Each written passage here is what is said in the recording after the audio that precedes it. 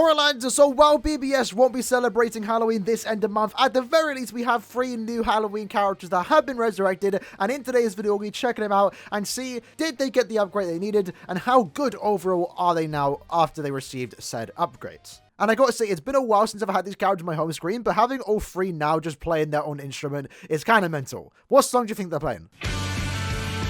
Alright, so the first character we're going to look at is, of course, the Halloween version of Yachiru. Now, this character came out, obviously, a couple years back, and she was kind of a weird one, because she is a NAD character, like, she does do most of the damage from her normal attacks, but she doesn't have Flurry, unfortunately, and back at her release, that was okay, like, it wasn't that big of a deal not having Flurry. Of course, we were getting to the point where you kind of wanted to have Flurry, but at the very least, she was usable. Now, looking at her kit, it's actually very weird. It's a different type of playstyle. She's constantly moving forward with her string, obviously does not have guard break, and the character's visuals themselves, and you're going to see that with the other 3 characters, it's quite unique in the sense where she's literally playing instruments and at the same time is causing damage to the hollows or to the enemies. Like, this is quite a unique NAD string of her just literally playing the drums, and it ends up just causing shock waves that damages the people that we're going against. Like, honestly, the visuals are fun. That's why I'm kind of a tad bit upset that the end of month banner that we did get this upcoming end of month isn't a Halloween banner, because this was basically our last Halloween banner. We haven't had a Halloween banner like this since this banner came out all those years ago. We've had technically Halloween-themed banners, that being Spirit Society, but they aren't really Halloween for the most part. Or they kind of lost their charm of being Halloween-related since they've been releasing them outside of Halloween the last year or 2. But what you're going to notice in this particular gameplay, keep in mind, we are using it already at Resurrected, is that clearing super slow for an ad character.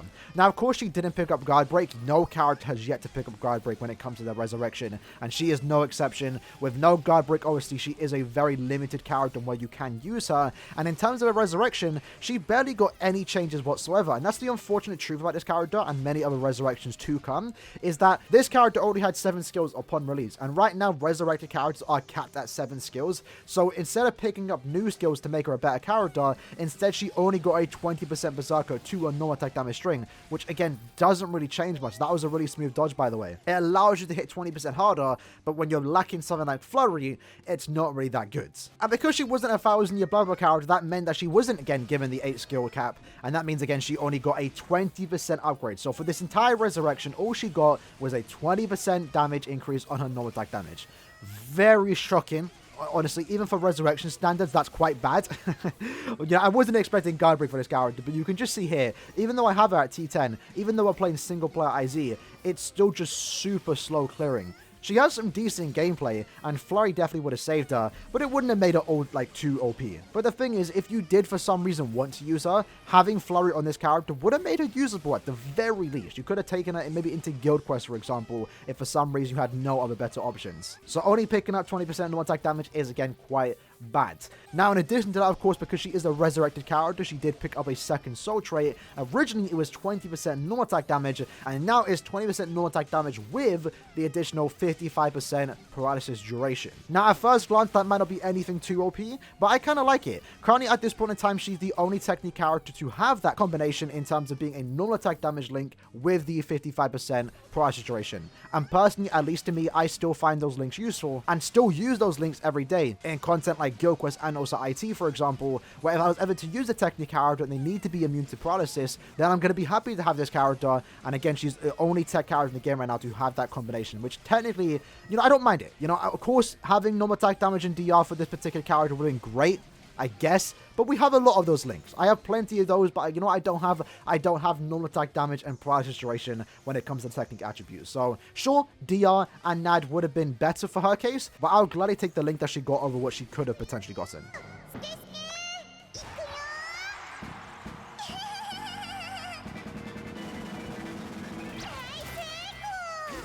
And unfortunately, she's the character that inflicts confusion, and confusion isn't really that good.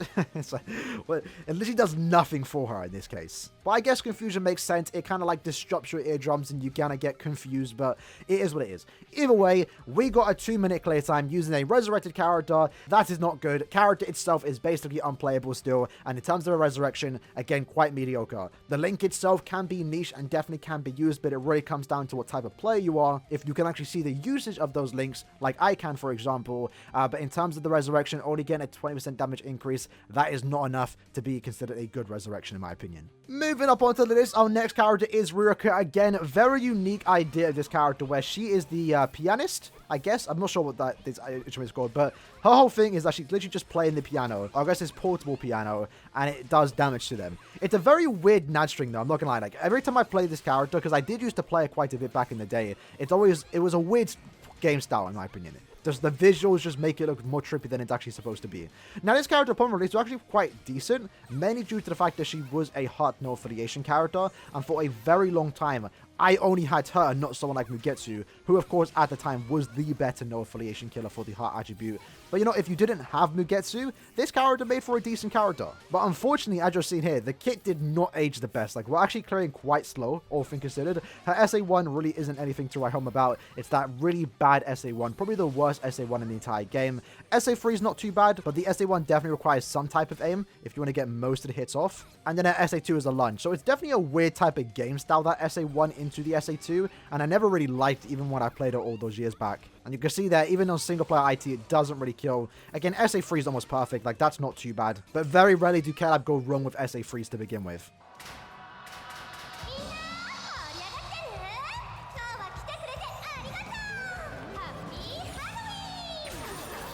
Again, very fun special. Would have loved to see what they could have done this year in the Halloween banner, but maybe next year. Who knows? So with the initial run out of the way, in terms of her resurrection, as you'll see here, just from the first run that we did do, not the best gameplay. Even in single player IZ, we're clearing actually very slow, and that's mainly due to her strong attacks. So strong attacks aren't really the best. But in terms of the resurrection, very similar to the Yachiru, unfortunately this character was given 7 skills. And this is unfortunately going to be a problem that a lot of characters are going to face unless Caleb actually do change it and start giving non-Thousands Year Blood War characters 8 skills, because she could have been given something like Berserker plus 20%, and unfortunately she wasn't. In terms of her resurrection, all she actually picked up was a 10% increase on her Bruiser, going from 20% to 30%, and a 10% increase on her Devastation, going from 40% to 50%.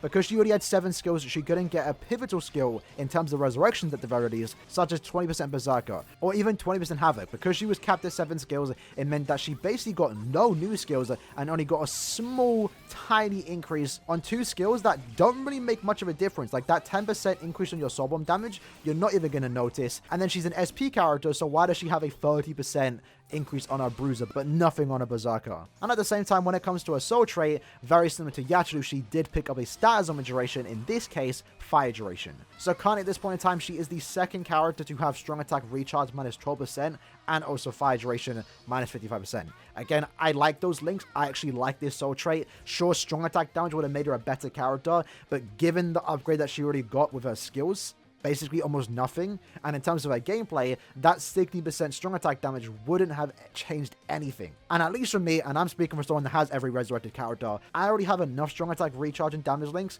that this one wouldn't really have changed much for my account. But the fire duration is definitely something that I can see and still use to this day, very similar to the Yachiru link with non-attack damage and paralysis duration, so I actually don't mind this one. If I'm using Nini, for example, in IT, and there's fire pools, which does happen quite regularly, like right now, for example, then I can just use this link, give her a bonus ability, and boom, she's now immune to fire, and I don't have to worry about the pool standing on the floor. So in terms of resurrections, again, not really the greatest here, only picking up a 10% increase on her Bruiser and Devastation, not really changing much about this particular character. And in terms of the soul trait, like I mentioned multiple times now, I can find that useful, but for the majority of the players, it's not really going to be that useful.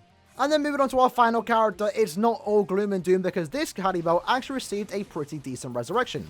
Now, in terms of the 3 characters, she was technically the best. She had definitely the longest lifespan in terms of all the 3 characters here, and her gameplay isn't actually too bad. What you are seeing here is actually quite smooth for the most part. The only thing, of course, she is lacking is guard break, but gameplay-wise, it's not too bad, and it does help that we have Killer here. And I do remember myself using her quite a bit in Senkamon Quest a few times back when she first came out, but she was always a weird character, so very similar to the Yachiru and also Riruka, is that her nurturing is that she her just playing the guitar, so visually, it just looks super weird.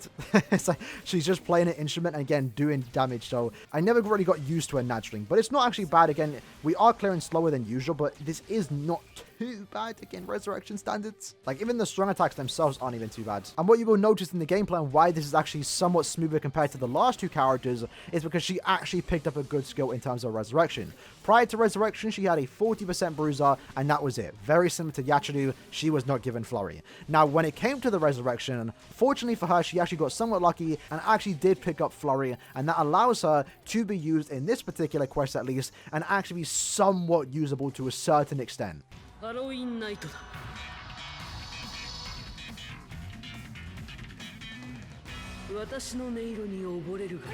And that allows us to kill enemies like that just a tad bit faster, right? But unfortunately, just like Yachiru and Riruka, because she was capped at 7 skills, by picking up Flurry, which is still an upgrade, keep that in mind, she did lose the 40% bruiser. I feel like if she was going to be given 8 skills and kept the 40% bruiser on top of picking up Flurry, that would have actually been really good for Resurrection Standard, and actually could have made her be usable in maybe Brave battles if you get a 5-5 and go full defense, or most importantly, maybe you could bring into Guild Quest, and she'd actually be doing some respectable damage, as she would at that point have basically a 50% bruiser on top of having Flurry +1. With the chance to inflict paralysis, that wouldn't have been too bad for a character that came up basically 5 or so years ago. But having said that, still picking up Flurry is an upgrade, and that again allows her to be somewhat usable. Other than that though, what she also did pick up in terms of her soul trait, originally it was 16% DR, but she also picked up normal attack damage plus 16%. So despite her losing her 40% bruiser, she did pick up the Flurry and also gained an extra 16% normal attack damage, so it's not too bad. That again allows her to hit a tad bit harder, but most importantly, it allows her to actually be a really good link, as 60% DR is something that you want to use in Brave battles, and being able to get that extra bit of normal attack damage definitely does go a long way, especially in meta right now where a lot of characters have Ignore Last Ditch. And let's say, for example, you maybe recently pulled the 1000-year Blood War Chad. Well, he's a power character that wants to use DR links, and having a link like this is going to be perfect for Chad, as you're giving him that DR and you're also increasing his normal attack damage by 16%. So in terms of resurrections, that's a good upgrade, all things considered. Again, it's nothing much. It doesn't make her like super OP or anything. It doesn't even make her that playable for the most part. Like, yeah, she can clear single player eyes in under 1 minute and 45 seconds. But the Flurry definitely does make her usable, and the link itself is actually significantly more usable to the majority of the player base, as all you need to do is just have a Brave battle character that is power based, that wants to have DR, then you're going to be using a link like this if you do have her. Again, if you had Chad, this Halibel link is almost perfect for him. So in terms of resurrections, she got a pretty decent one. So with that said, lads, that was the video for today, just checking out the new 3 resurrected characters. Again, on the unfortunate side, you know, some players thought 1000-year Blood War Resurrections were bad. Well, this is an example of quite a bad batch. For the most part, they're just very decent links and also orbs. The great thing is, though, this was like an extra resurrection batch compared to usual. Usually we get 1 resurrected batch per month. This is like an extra one to celebrate Halloween, I guess. So if you do own these characters, that is an additional set of orbs for you to get your hands on right now, which I'm definitely not complaining about. I would have loved for these characters to get a better resurrection, but unfortunately, Yachiru is basically just unplayable. Maybe will be a link depending on the certain quest you go against. Riruka, again, not much of an upgrade whatsoever. Decent link depending on the character and quest you're going against. And then Halibel, got a good upgrade, but is it enough for you to use her? That comes down to you. At the very least, though, she is a very good link for any power Brave battle character, like Chad's. So with that said, in the comments below, let me know what you lads think of these resurrected characters, and I'll see you lads next time. Take care, and peace.